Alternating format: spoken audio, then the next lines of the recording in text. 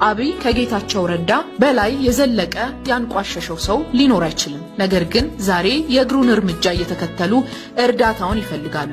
ሰውየው ራእዩን የሚያሳድድ ከእንቅልፉ የነቃ በቦታው የበቃ ዓለም የመሰከረለት መሪ ነው። እንደነ ጀዋር ያሉ ተራ ፖለቲከኞች ከርሳቸውን ለመሙላት አቋም የለሽ አስተሳሰባቸውን እየተቀኙ ባለ ራእዮች ማለም መች ነው እንደነሱ የምንሆነው የሚል ምኞት ውስጥ መዋለላቸው ግልጽ ነው።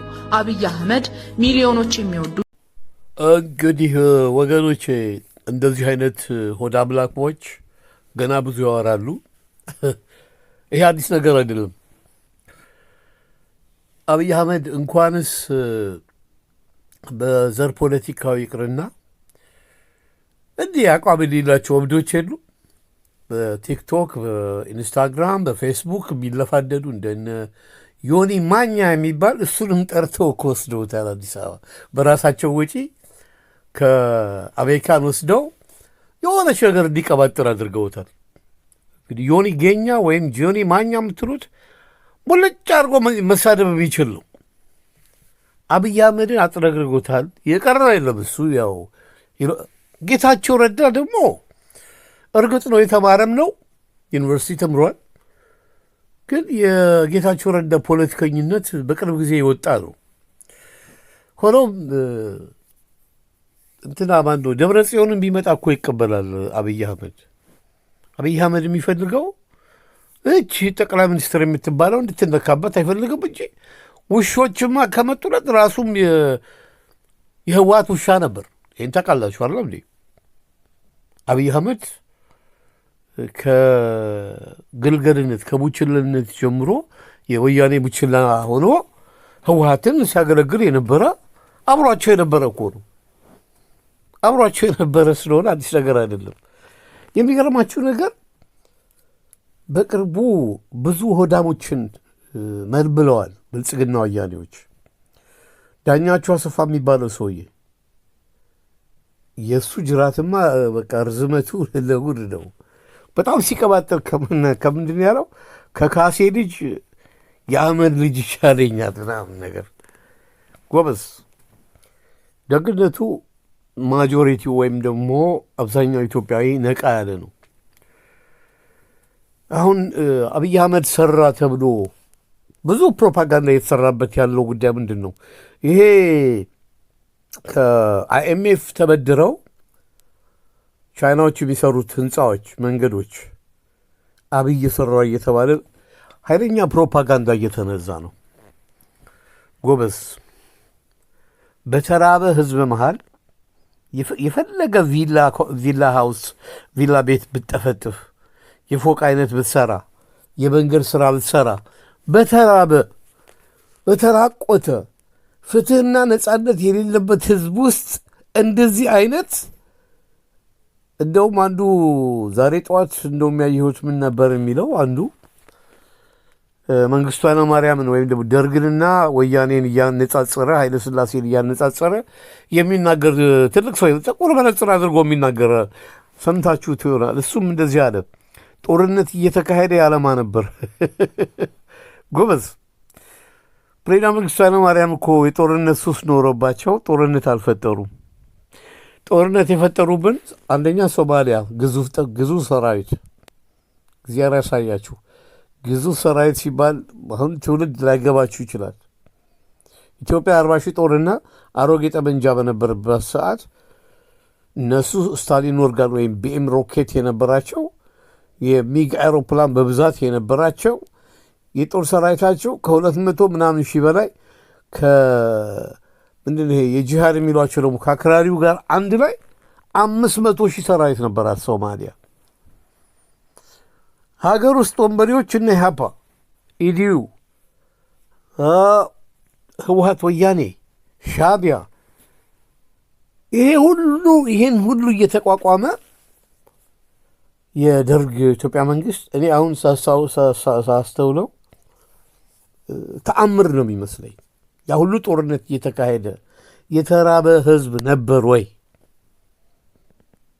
ረሃብ የሚመጣውም ደግሞ እኮ በትግራይና በወሎ መካከል ቦታ ላይ ብቻ ነው።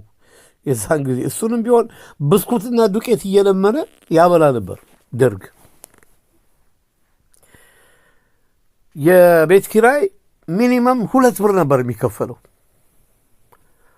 በዛ ላይ ሀገሪቷ ወደቦቹም ስለነበሩ በአሰብ ወደብ በኩል ሁሉ ነገር እንደ ልብ ስለሚገባ የባህር ኃይሉ ነቅቶም ስለሚጠብቅ ቀይ ባህርም ኢኮኖሚያችን ከዶላር ጋር እኮ ልዩነቱ የ2 ብርና የ1 ብር ከ50 ነበር።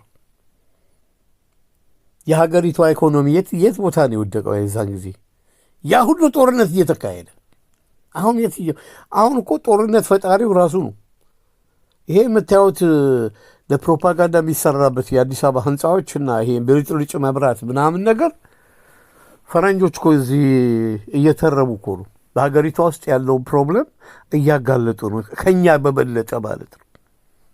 ኢትዮጵያ ውስጥ ሰላም እንደሌለ፣ የተራበ ህዝብ እንደሆነ፣ የሀገሪቱ ገንዘብ ጌሾ መሆኑን እንዲህ ጎበዝ። በደርግ ጊዜ እኮ 50 ብር ደሞዝ ነበር ታውቃላችሁ? ይሄንን 50 ብር ሰራተኞች ደሞዛቸው 20 ብር 5 ሳንቲም ዳቦ ይገዛ ነበር። የህንፃ ጥፍጥፍ አይደለም። ህዝብ በሰላም ወድሮ በሰላም ያድራል። ያ ሁሉ ጦርነት የሚካሄደው መሀል ሀገር ውስጥ አይደለም፣ ወይም ደግሞ ህዝብ መሀል አይደለም። ህዝብ መሀል ጦርነት ከፍቶ የነበረው ኢህአፓ ነበር። እሱም ዋጋውን አግኝቷል። ህወሀት ከጫካ ወደ ከተማ ሲገባ ኢህአፓን እንደ ኃጢአተኛ ደርግን እንደ ኃጢአተኛ ኢህአፓን እንደ እንትን እያደረገ ኃይለኛ መጥፎ ፖለቲካ ሰርተዋል።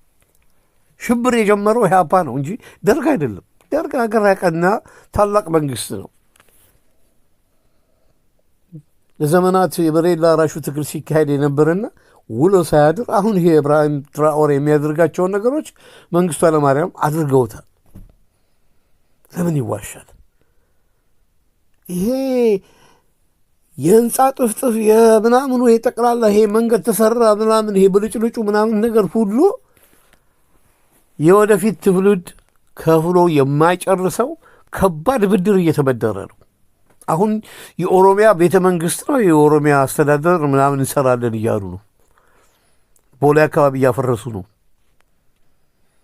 አሁን የትግሉን አቅጣጫ እያበላሹ ያሉት የአማራ ፋኖ አመራሮች እንደነ ዘመነ ካሴ አይነቶች ስልጣን እንጂ የሚታያቸው እሱ ነገር የሀገሪቷን አማራ ሊድን እኮ የሚችለው ኢትዮጵያ ስትድን ነው።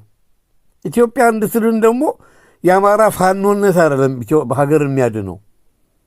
አማራን የሚያድነው መላው የኢትዮጵያ ህዝብ ኢትዮጵያ ፋኖ ሲመሰረት ብቻ ነው። እና አሁንም እንቅልፍ ላይ ናቸው። ከህወሀት ጋር ጋብቻ ለመፈጸም ወረዲ የተናገሩ ነው። ብአዴንን በፊት የነበረው ኢህአዴግ እንዲመለስላቸው የትግል አቅጣጫው የጠፋባቸው በቃ ግራ የገባቸው የማይረቡ ሰዎች ናቸው ያሉት። ምላሳቸው ረጅም።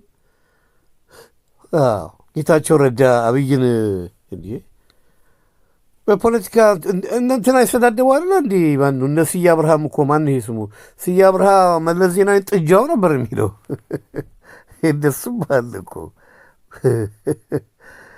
መሰዳድር በወቃቀሴ ምናምን ነገር እንዴ ስልጣን ላይም ሌቦች ሲካፈሉ ነው የሚጣሩት እኮ ተብሏል።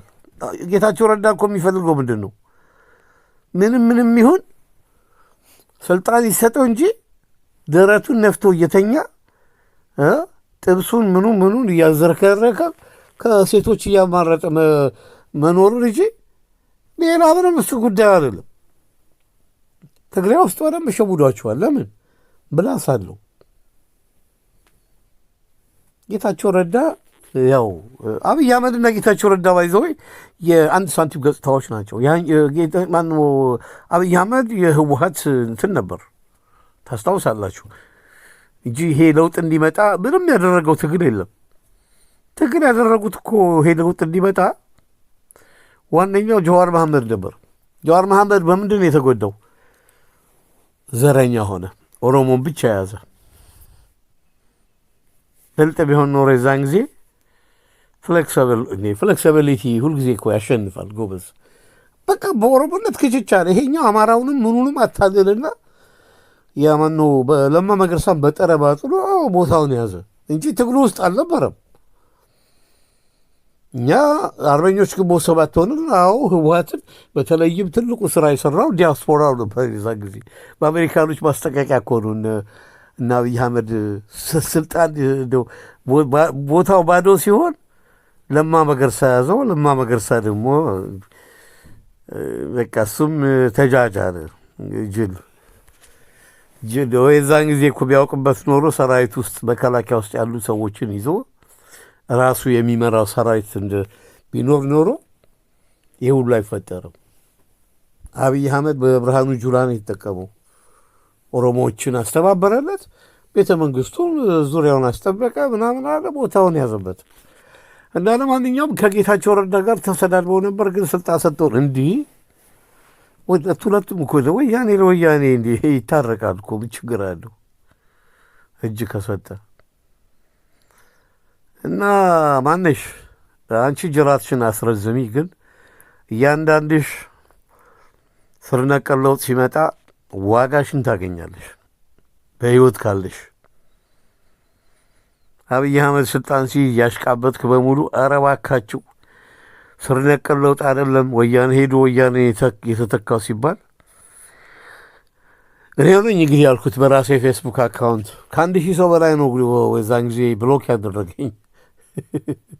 እኔስ ነገር አልረሳውም እስከ ህይወቴ ፍጻሜ። ለምን ለውጥ እንዳይመጣ ችግር የሆነው ራሱ ህዝቡ ዝግጁ አይደለም። አታዩም? አሁን አማራ ፋኖ ትግል ከጀመሩ ቆዩ። የኢትዮጵያ ህዝብ ጥሪ አድርገው ከአማራ ፋኖነት ወደ ኢትዮጵያ ፋኖነት ቢቀየሩ እና አብይ አህመድ እስካሁን በስልጣን ላይ አይኖሩም ነበር። ጦርነቱ በቀላሉ ያልቅ ነበር። እና አሁን ከጎሃ ጽዮንም አያልፉ። ምን ከጎሃ ጽዮን እርስ በርስስ መች መስማማት የለም እኮ። ህዝብ እየደገፋቸው ሲመጣ ስልጣን ካሁኑ ጣማቸው ሳይከካ ተወካሉ። ማማ ጥሩ። ለማንኛውም ስላዳመጣችሁ አመሰግናለሁ። ዳውን ጌታቸው ዳውን አጠቃላይ ወያኔ ዘኦነግ ምናምን ነገር ድራሽ አባታችሁ ይጥፋ። የእናት የአባቴ አምላክ ድራሻችሁን ያጥፋው። ሀገሬን ብትንትኗን ያወጣችሁ በጠቅላላ የኢትዮጵያ አምላክ እግዚአብሔር ይፍረድባቸው። አሜን።